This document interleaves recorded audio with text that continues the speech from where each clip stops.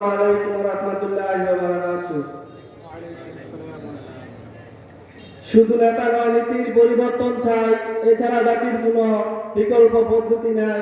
পীর সাহেব চরমনায় ইসলামী আন্দোলন বাংলাদেশ এবং রাজারবাগ ইউনিয়ন কর্তৃক আয়োজিত আজকের এই গণসমাবেশে উপস্থিত আছেন সম্মানিত সভাপতি, প্রধান অতিথি, বিশেষ অতিথি এবং আমার সম্মানিত ওস্তাদ মহোদয়।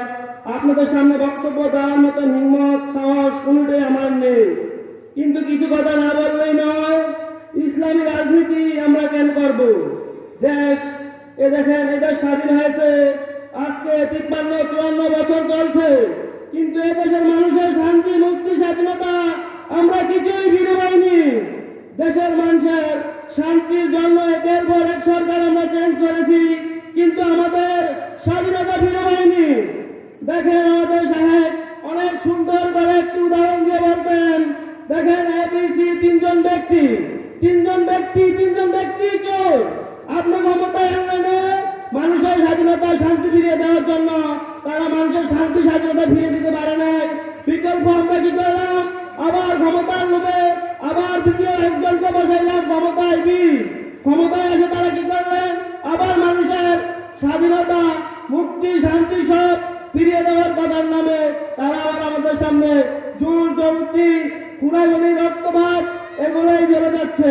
আবার গ্রামের মানুষ স্বাধীনতা, শান্তি ফিরানোর জন্য ক্ষমতায় আনলেন তারা কি করলেন? তারা একই কাজ করে যাচ্ছেন, তাদের মাধ্যমে মানুষের শান্তি ফিরে পায়নি। আমরা ইসলাম রাজনীতির জন্যই করব।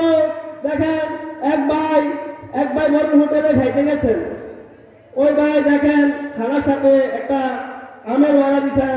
ওই ভাই আমের বড়াটা খাইয়ে অনেক খুশি, আমের বড়াটা খাবে, অনেক স্বাদ হবে, কিন্তু চষতেছে কোনো স্বাদও নাই, মিষ্টিও নাই, রসও নাই, ওই ভাই ওর লোককে বললেন, ভাই কি ব্যাপার, এটার কিন্তু কোনো রস নাই, স্বাদ নাই, আমরা কি করবো? ভাই বলতেছেন, ভাই আপনি যেমন এসে চুষে খাইছেন, আপনার আগে এই লোকটার ভিতরে অনেক লোকে এসে চুয়ে খেয়ে এটাকে শেষ করে দিয়ে গেছে, এই জন্য এটার ভিতরে কোনো শান্তি ভাগ নাই।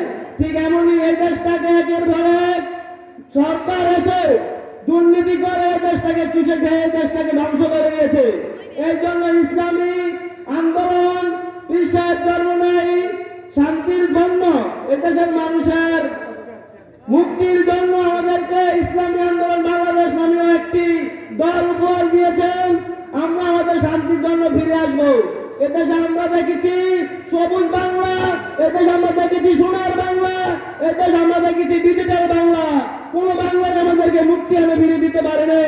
এবারের বাংলা হবে ইসলামের বাংলা, এবারের বাংলা হবে পীর সাহেব চরমনাইয়ের বাংলা, এবারের বাংলা হবে ইসলামী আন্দোলনের বাংলা। আলহামদুলিল্লাহ।